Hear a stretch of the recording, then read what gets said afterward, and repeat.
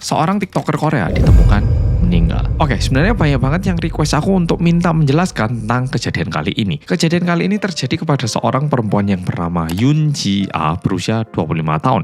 Nah, dia ini merupakan seorang TikToker yang juga memiliki impian untuk menjadi seorang aktris. Jadi lebih tepatnya dia ini pengen menjadi aktris dan menggunakan TikTok untuk mempromosikan dirinya kepada lebih banyak orang. Nah, semua ini sebenarnya berawal mula dari laporan dari ayah kandungnya sendiri. Jadi papa kandungnya ini selalu nontonin live TikTok dari anaknya alias Yoonjia ini. Dan live terakhir yang dilakukan oleh Yoonjia itu pada tanggal 11 September tahun 2025. Dan setelah itu, anehnya Yoonjia ini tidak bisa dihubungin lagi. Sebenarnya bukannya tidak bisa dihubungin lagi, jadi seperti biasanya papanya itu nontonin live-nya, setelah ditonton di screenshot. Dan screenshotannya ini biasanya dikirimkan kepada putrinya dengan satu pesan dukungan. Kayak hari ini kamu cantik banget, hari ini live-nya bagus banget, kayak gitu. Dan tanggal 11 September juga sama persis seperti itu. Tapi anehnya hari itu tidak ada balasan hingga malam hari. Jadi papanya mengirimkan pesan pada pukul 15.14 bilang kamu ini kelinci tercantik. Dan biasanya putrinya itu bakal nge-reply secepat mungkin, tapi hari itu putrinya baru balas pada pukul 22.46 dengan balasan cuman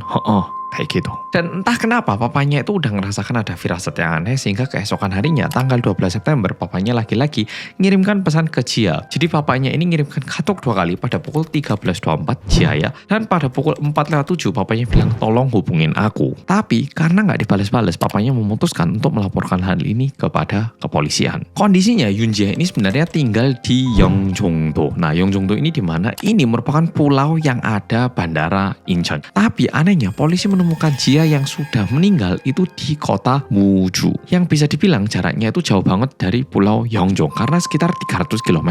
Dan setelah diperiksa oleh tim forensik dan juga kepolisian, ternyata Jia ini meninggal diakibatkan cekian, lebih tepatnya meninggal pada pukul 15.27 pada tanggal 11 September. Jadi pada tanggal 11 September sebenarnya Jia itu selesai melakukan live itu pukul 15.00 dan setelah itu ketemu seorang laki-laki dan diperkirakan meninggal pada pukul 15.27 dan ini berdasarkan pengakuan dari pelaku. Nah, satu poin penting di sini, papanya kan ngubungi Jia ya toh, dan juga Jia itu sempat bales di malam hari. Nah, itu yang bales bukan Jia, melainkan pelaku dari pembunuh putrinya. Sedikit cerita gimana polisi berhasil menangkap pelakunya. Jadi ketika papanya melaporkan hal ini kepada kepolisian itu ngecek terakhir kali Jia itu naik mobil apa. Dan setelah dicek, ditemukanlah mobilnya.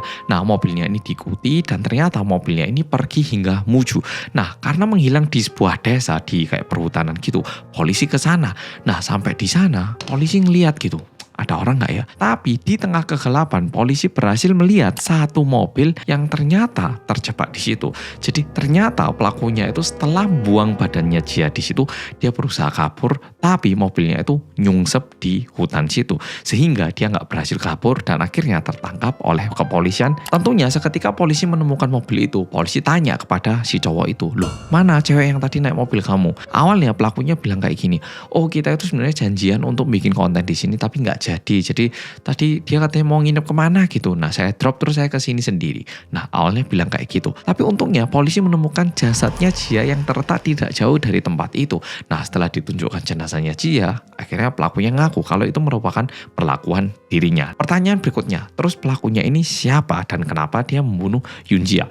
Nah pelakunya ini ternyata dia itu ngaku-ngaku kalau dia ini merupakan seorang pebisnis yang memiliki bisnis IT dan juga bisnis tour travel gitu. Nah dia itu bilang kayak seolah-olah dia ini orang kaya dan juga dia ini pengen membantu kreator-kreator baru biar bisa lebih berkembang lebih cepat. Jadi ternyata dia ini menghubungi beberapa kreator dan bilang kamu mau nggak tak bantu biar kamu bisa lebih sukses lagi. Nah kalau misalnya dia cuma ngirimkan DM tentunya banyak orang nggak bakal percaya. Tapi dia ini awalnya itu memberikan jumlah donasi yang lumayan besar. Bahkan kepada Jia sendiri dia itu udah memberikan donasi yang diperkirakan cukup besar karena ternyata kalau di TikTok kamu nyumbang uang ternyata kamu itu naik level gitu. Nah si cowoknya ini, si pelakunya ini ternyata level 50 karena saking banyaknya donasi ke Jia. Jadi diperkirakan kalau level 50 itu harus nyumbang sekitar 150 juta Korea won alias sekitar 1,7 hingga 1,8 miliar rupiah. Dan ternyata setelah diinvestigasi lebih dalam lagi sama kepolisian, ternyata ini cowok sebenarnya itu tidak mendekati cuman Yoonjia tapi udah mendekati beberapa kreator-kreator lain, tapi Jia yang kebetulan mau didekati, dalam artian mau diajak kerjasama. Nah pertanyaannya di sini gini, kenapa kreator-kreator lain itu nggak tertarik untuk kerjasama sama si pelaku ini, sedangkan Yunjia mau bekerja sama si pelaku ini? Jadi si pelaku ini ngaku-ngaku bilang kalau dia itu punya bisnis ini, kenalan ini, pokoknya banyak hal, pokoknya ngomongnya wis gede gitu. Sehingga Jia yang waktu itu benar-benar pingin debut sebagai seorang aktris, dia itu ngerasa mungkin ini bisa menjadi kesempatanku yang baru. Mungkin ini bisa membuka jalanku di karir aktris. Sehingga bisa dibilang setengah percaya, setengah nggak percaya. Tapi karena saking pinginnya debut dan juga sukses di dunia aktris, akhirnya dia memutuskan untuk coba kerjasama dengan orang ini. Nah masalahnya ketika Yunjia mulai kerjasama dengan orang ini, berbeda dengan sifat awalnya yang suka mendonasi dan juga memberikan banyak uang dan juga kesannya itu kayak bisa memberi banyak bantuan. Ternyata setelah dia kerjasama, Yunjia ini kayak dipaksa untuk kerja kayak bener-bener untuk jangka waktu yang sangat banyak. Nah ini ada satu list yang juga dituliskan sama TV Korea. Jadi satu hari live-nya itu 5,5 jam dan terkesan semakin berjalannya waktu Yunjia itu terkesan udah mulai capek dan lelah. Tapi juga terus dipaksa. Bahkan waktu Yunjia ketemu sama teman lainnya pun, teman-temannya itu bilang kalau HP-nya Yunjia itu terus-menerus kayak berdering karena dihubungi sama si pelaku itu. Nah sekarang pertanyaannya, kenapa Yunjia dibunuh ya toh? Dan kenapa pada tanggal 11 September? Nah ternyata setelah dicari tahu lebih lagi, berbeda dengan image yang dia berikan kepada Yunjia, cowok si pelaku yang bermarga C ini ternyata dia itu bukan orang yang kaya ataupun bisnis. Malahan dia ini bisa dibilang orang yang nggak punya uang, dan bahkan properti yang satu-satunya properti yang dia miliki ini, karena itu dititipkan ke bank untuk minjam uang, pada tanggal 11 September itu kebetulan gedungnya ini juga diambil sama bank, diambil paksa gitu. Jadi kamu karena saking nggak bisa bayar hutang, jaminan kamu tak ambil. Itu tanggal 11 September. Dan kebetulan pada tanggal 11 September, Yunjia yang udah lelah untuk melakukan live kayak 5 jam 6 jam perharinya, dia pun menghubungi si C ini bilang kalau dia udah gak mau kerja bareng lagi sama si C. Jadi diperkirakan pada tanggal 11 September si cowok ini, si C ini, mungkin dia ini mengalami desaan dari dua pihak. Yang pertama, satu-satunya properti yang dia miliki ini diambil. Udah gitu, satu-satunya pemasukan yang bisa diharapkan ini ternyata juga tidak mau lagi bekerja sama dengan dirinya. Dan bahkan nantinya berdasarkan tetangga yang pernah tinggal di sebelah rumahnya C ini bilang kalau si C ini pernah didatangi polisi di bulan November kalau nggak Desember gitu. Dan ternyata pada bulan itu pun si C ini pernah mengurung seorang TikToker di dalam rumahnya dan dipukuli. Dan dikarenakan itu polisi membuka paksa pintu rumahnya dan menyelamatkan TikToker itu.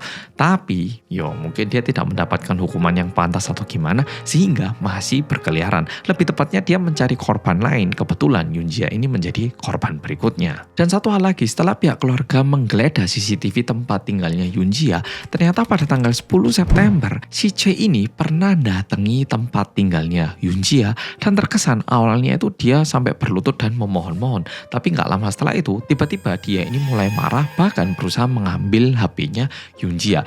Jadi terkesan relasinya Yunjia sama C ini udah tidak baik mulai sebelumnya. Dan kalau berdasarkan ahli psikolog, diperkirakan si cowok ini memang orang yang nggak punya duit dan juga dia itu memang mencari mangsa. Dan seketika orang seperti ini udah menemukan target, biasanya targetnya itu bakal disuruh kerja sampai benar-benar capek banget. Dan kalau targetnya ini bilang mau berhenti, di situ biasanya mereka mulai gaslight. Mereka bakal bilang, tapi kalau kamu berhenti sekarang, semua yang udah kamu lakukan hingga saat ini jadi sia-sia. Kamu mau berhenti di sini?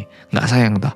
Ayo lanjutkan. Dan itu diperkirakan caranya si C melakukan gaslighting kepada Yunjia ini. Nah, jadi itu kejadiannya. Dan kalau misalnya Polo-Polo sekarang pergi ke TikToknya, itu penuh dengan pesan-pesan yang bilang kalau turut berduka cita. Dan dengan ini aku pun turut berduka cita, apalagi korbannya ini masih usia 25 tahun. Sedangkan pelakunya ini usia 50 tahun yang nggak jelas. Aku nggak bisa bayangkan gimana perasaan papa dan mamanya. Dan untuk mengakhiri video kali ini, coba kita dengar bagaimana ayahnya memanggil Jia yang sudah meninggal. Jia ya.